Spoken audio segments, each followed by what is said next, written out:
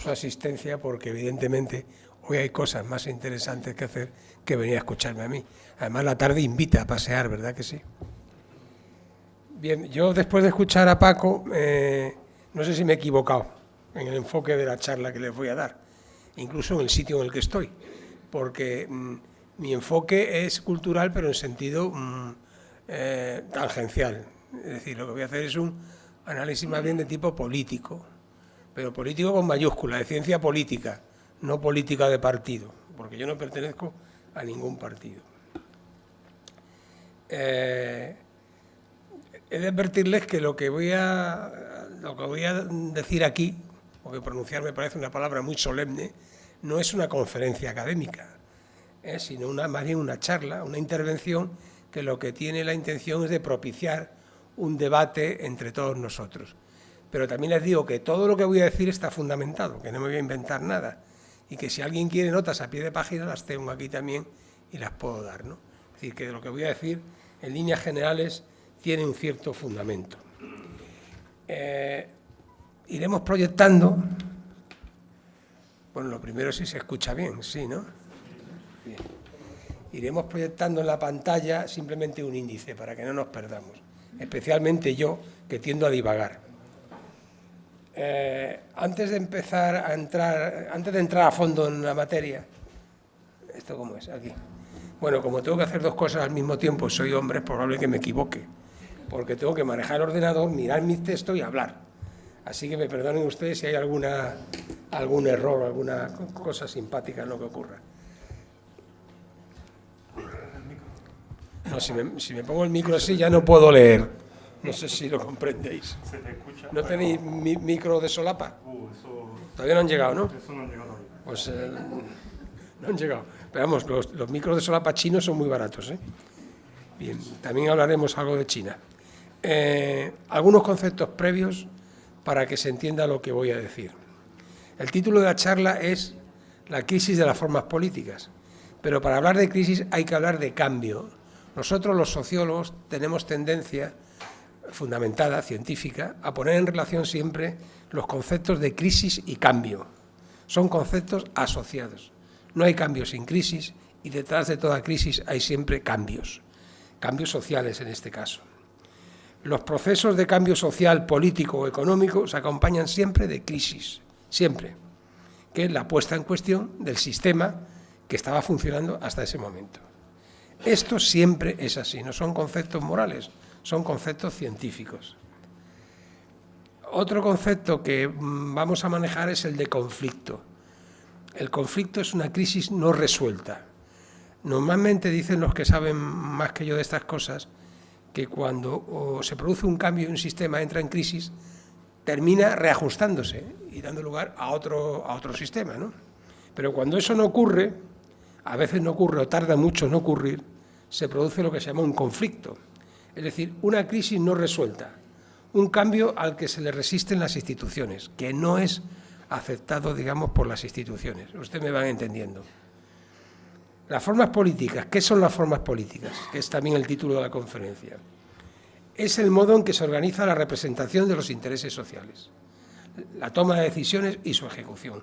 ¿Cómo se organizan los intereses de la gente para tratar de ponerlos en práctica a través de las formas políticas? En nuestro caso concreto, en España, eso está definido en el marco de la Constitución de 1978, ahora, en este momento. De forma similar, por otra parte, a lo que ocurre en la mayoría de los países europeos. Es decir, nuestra Constitución no es muy diferente de la de otros países europeos. Ya veremos también que nuestra crisis no es muy diferente de la de otros países europeos. Países occidentales, pero también otros países en el mundo tienen constituciones democráticas. Por ejemplo, Japón, Australia, Nueva Zelanda, que no forman parte de Europa, aunque a los australianos les gustaría mucho. En España, desde 1812, ha habido 8 constituciones promulgadas y muchos más intentos de constituciones, pero al final 8. Esta es la que más tiempo lleva durando. Bien, el otro concepto es el de la crisis de las formas políticas. La crisis de las formas políticas no es sino la pérdida de legitimidad y de confianza en el sistema político, en las instituciones y en las personas y en la forma de organizar la representación de los intereses, que es lo que vivimos hoy.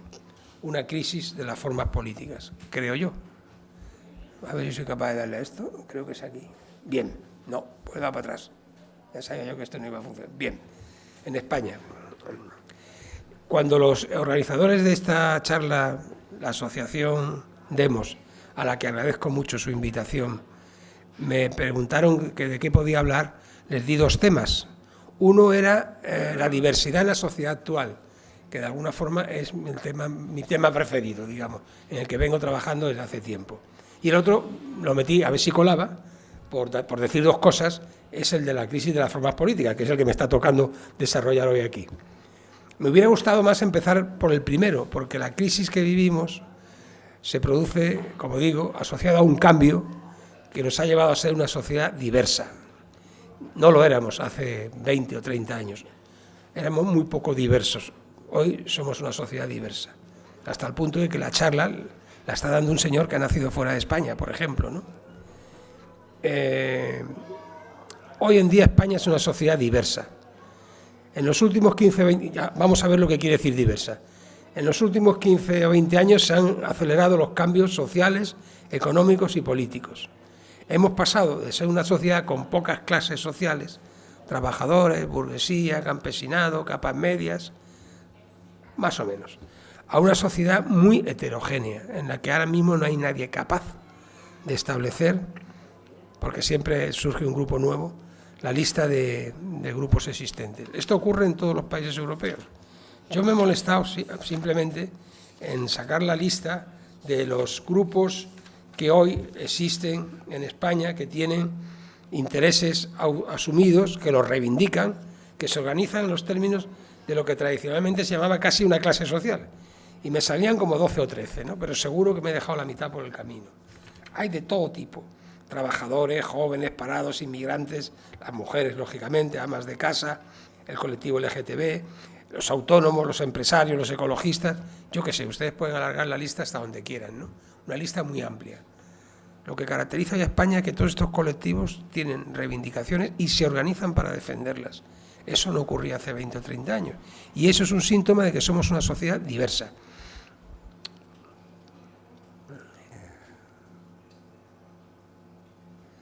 Bien, pues mi tesis es que el desajuste entre esa sociedad que es diversa, con sus exigencias, y el sistema político que tenemos, que necesita ser reajustado, ha llevado a una crisis de las formas políticas.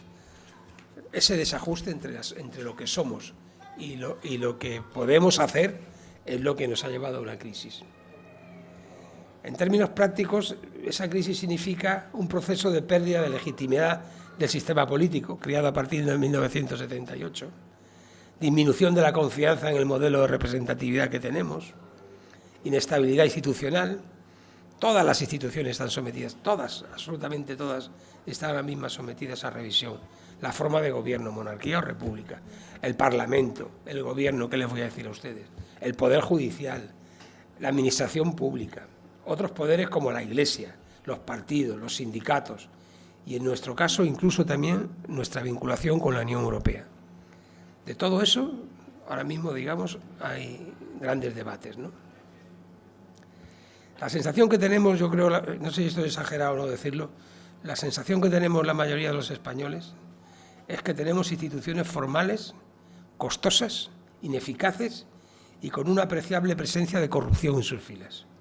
Y otras instituciones que no son políticas, que controlan el trabajo político, por ejemplo, los grupos de comunicación, que les voy a contar a ustedes, que han llegado incluso a cambiar al secretario general de un gran partido, ¿no?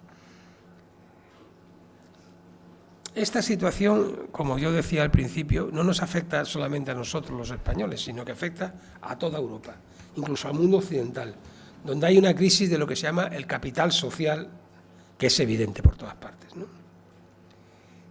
Yo creo que en fin, ¿no? Podríamos hablar largo y tendido sobre esto, ¿no? Sobre la crisis que hay en otros países occidentales, pero centrándonos en el nuestro, vemos que no somos en ese sentido tan diferentes, ¿no? Excepto que aquí algunas cosas están más acentuadas.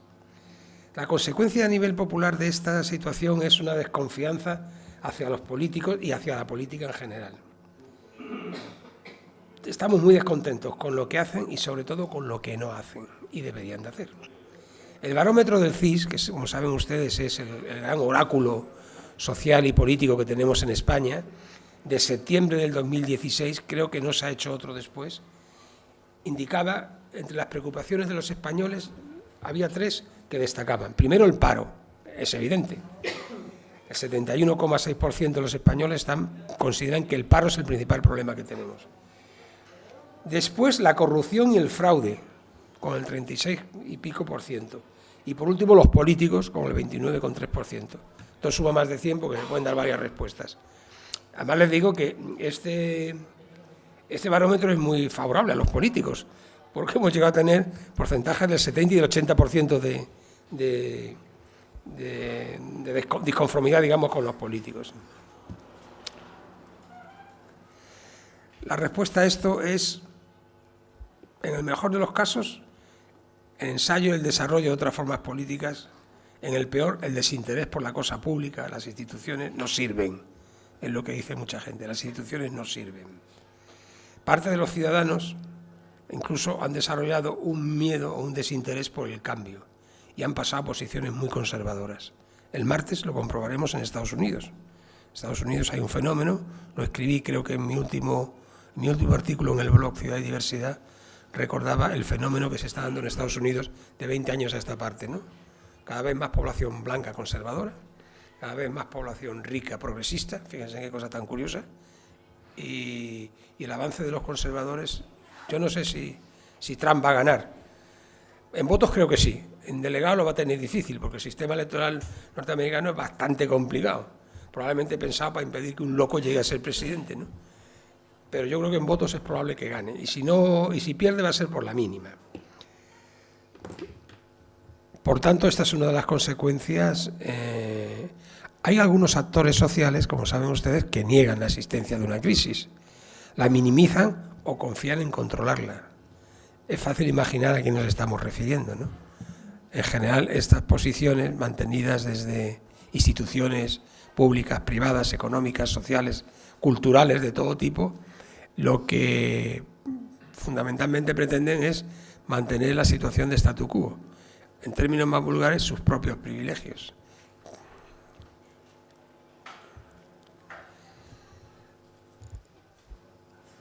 Vamos a centrarnos un poquito ahora, brevemente. ¿Voy bien de tiempo, Paco? Sí.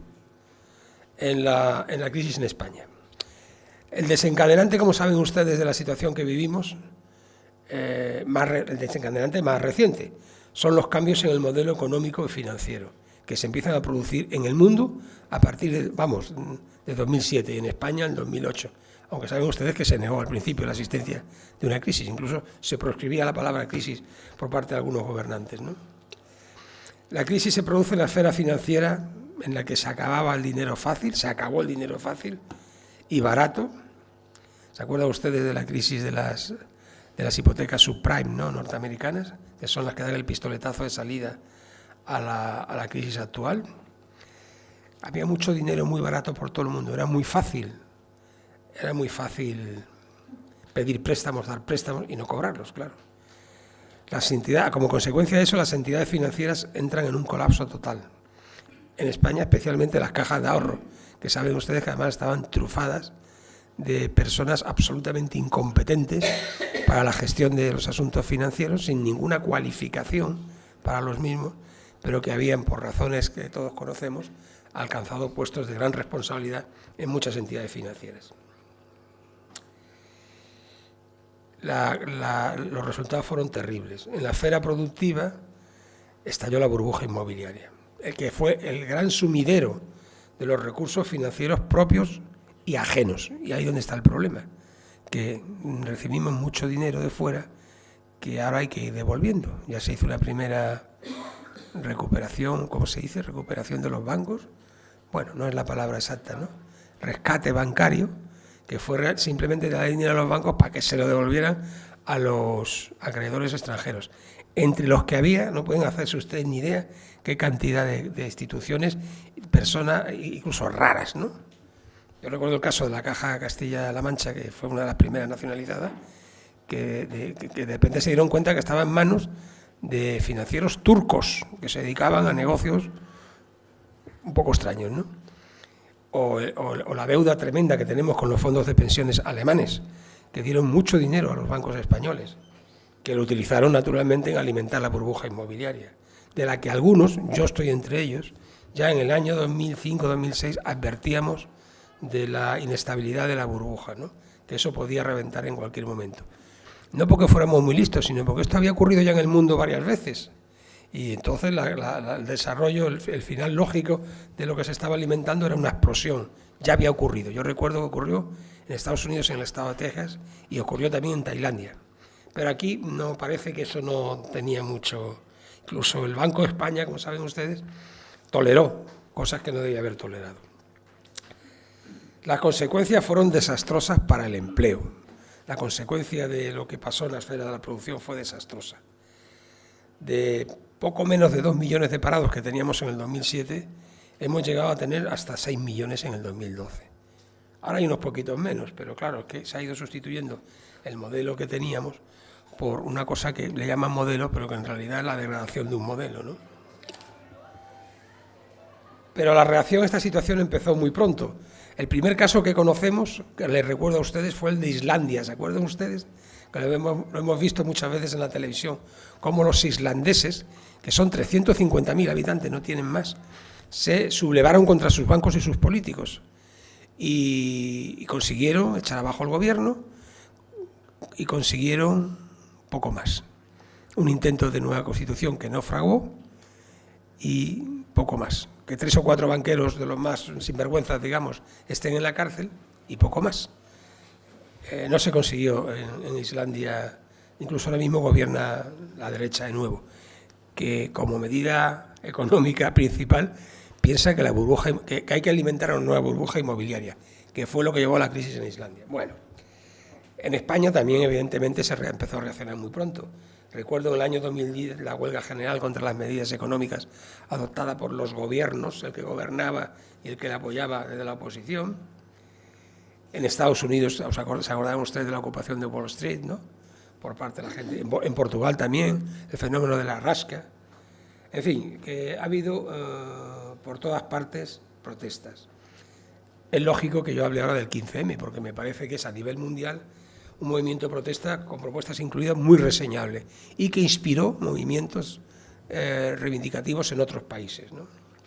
Tuvo su centro en Madrid, como saben ustedes, en la Puerta del Sol, pero tuvo también presencia en todas las capitales de provincia. Yo no sé si han ido ustedes alguna vez a Las Setas, imagino que sí, y allí pues nos encontramos con que había mucha gente también, a escala de Sevilla, claro, donde aparte que tenemos menos población, es que la gente tiene la cabeza en otras cosas. Como consecuencia de eso, yo no, en fin, lo voy a decir de pasada, ¿no?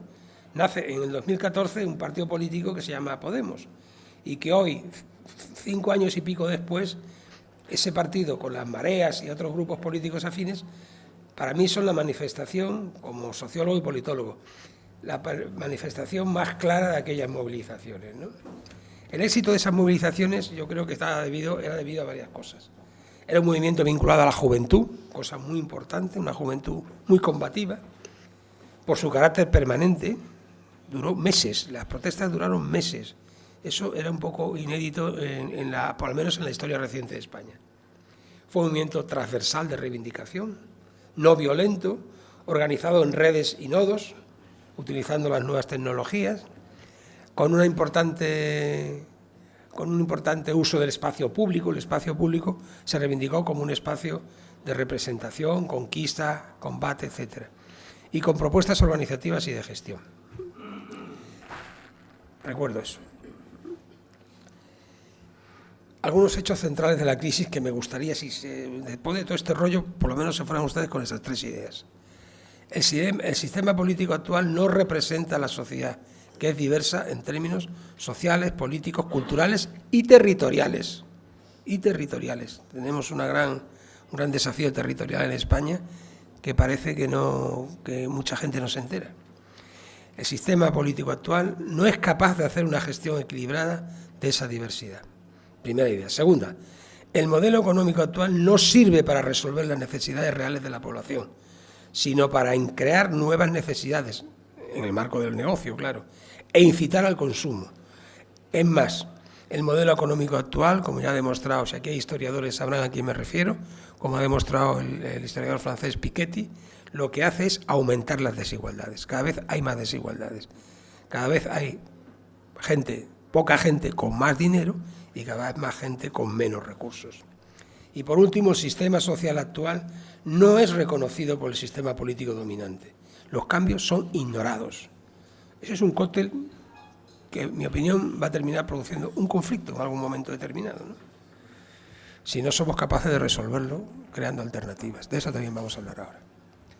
¿Qué hacer ante esta situación de crisis profunda y general? No hay un recetario, evidentemente, esto no lo va a decir nadie de la mesa, y si hay alguien aquí que venga a decirlo, es un cara dura, porque eso no se hace así. Solamente hay algunas ideas, algunas premisas. Una fundamental, la reforma, la voy a leer para que no equivocarme. La reforma profunda, real, de las formas políticas no puede hacerse en el marco del mismo sistema que las ha creado. Los paradigmas, los modelos, no se enmiendan, se sustituyen por otros que hay que construir. La construcción de esas nuevas fórmulas, de esos nuevos modelos, es un trabajo colectivo. Es decir, que nadie nos lo va a dar, no va a haber otro padre de la Constitución que se encierren en un gabinete y salgan 4 días después y dicen, ya lo tenemos. Olvídense ustedes de eso. Eso no se va a producir. Y si se produce no va a servir para nada. Esa construcción hay que hacerla a partir de las experiencias locales, transversales e incluso conectando con otras experiencias internacionales y locales. En Andalucía hay casos, como por ejemplo que hemos vivido la semana pasada, no sé si lo conocen ustedes, el de La Chanca, el del barrio de La Chanca de Almería, que es absolutamente paradigmático desde el punto de vista de la resistencia y la construcción de nuevas formas de participación, de cultura, de poder, de empleo, de todo, ¿no? Hay casos en España y aquí próximo que tenemos que conocer.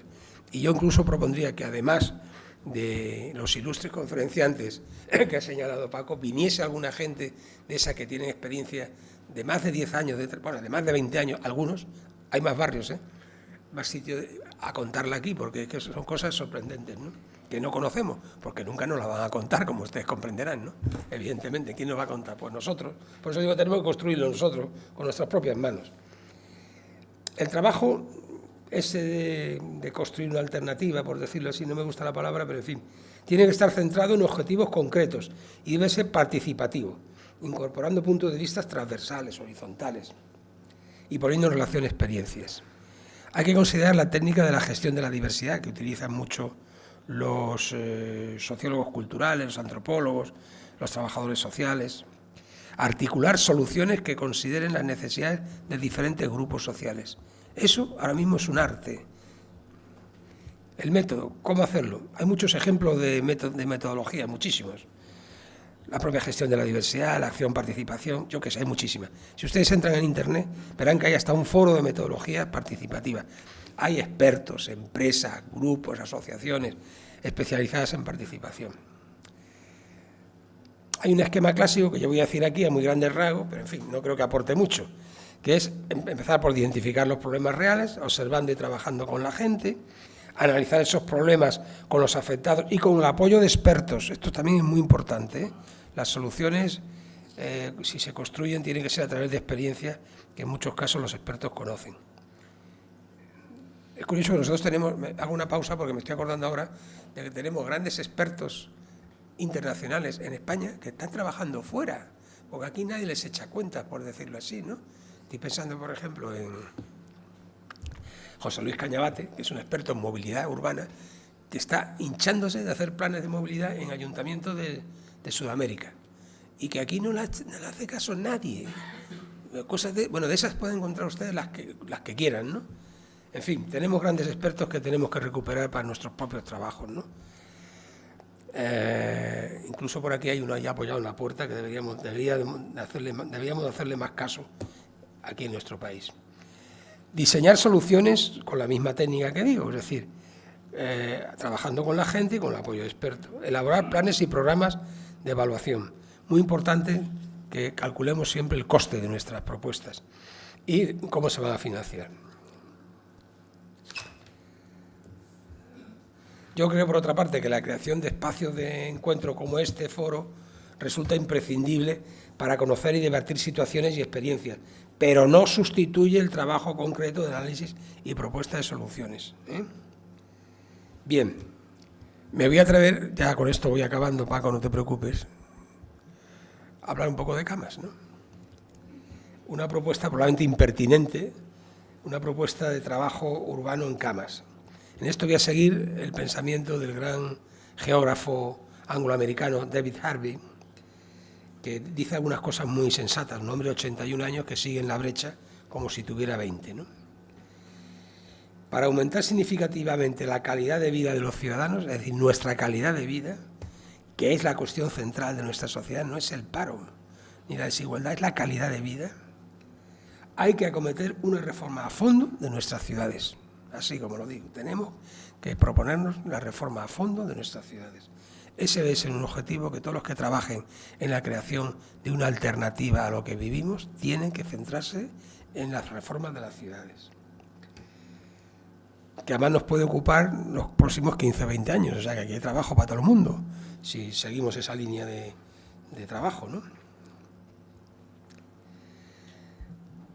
¿Y por qué digo esto? ¿Y por qué lo dice Harvey? Por una razón muy inteligente, y es porque en la construcción, el desarrollo de esa tarea de reformar nuestras ciudades, podemos ir construyendo el modelo político, económico, social y cultural que necesitamos, que se ajuste a nuestras necesidades. En el marco de esa lucha por la mejora urbana, podemos nosotros experimentar y ir construyendo ese modelo. Reformar la ciudad, esto lo voy a decir con dureza.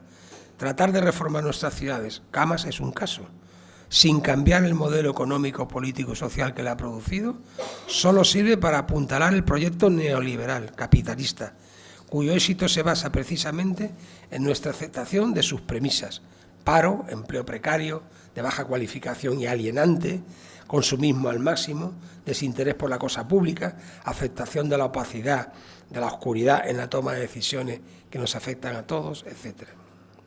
Yo sé que Camas es una ciudad muy bonita y que no tiene muchos problemas, no tiene problemas muy serios, pero siempre se puede hacer algo, pienso yo, ¿no?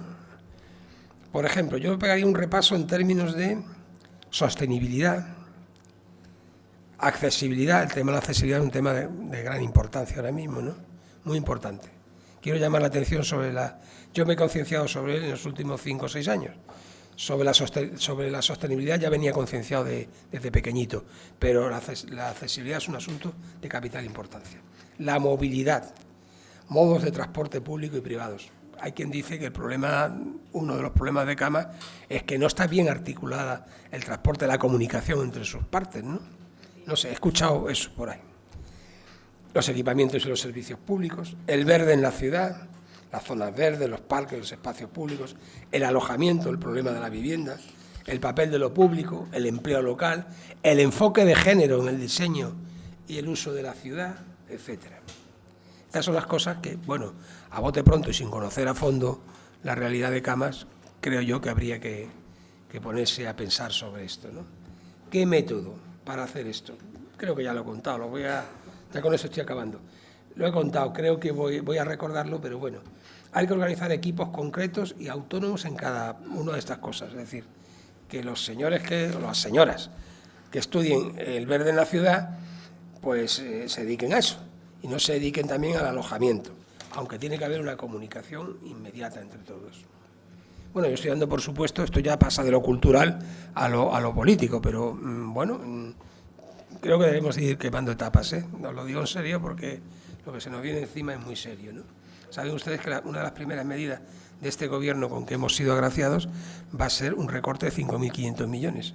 Pero es que este año va a haber otro. Bueno, a principios del año próximo va a haber otro de igual cuantía. Yo no sé cuántos pensionistas hay aquí, yo soy pensionista, ¿no? Vamos, a mí me tiemblan las piernas, ¿no? En eso y en tantas otras cosas, ¿no? Hay que moverse rápidamente, El trabajo que se desarrolle tiene que ser un trabajo participativo, democrático, ya lo he dicho. Hay que utilizar, que ahora están a nuestro alcance, todas las herramientas de las tecnologías de información y comunicación y de gestión de la diversidad. Hay que construir soluciones consensuadas de abajo arriba. Hay que integrar las soluciones en una estrategia de mayor escala. No podemos quedarnos solamente en el nivel de la calle, digamos, inicialmente. Hay que planificar en el medio y el largo plazo. He utilizado la palabra planificar varias veces. Creo que es imprescindible. Y hay que evaluar económicamente cuánto cuesta lo que queremos hacer y cómo se va a pagar eso. Termino con estas recomendaciones un poco simpáticas, ¿no?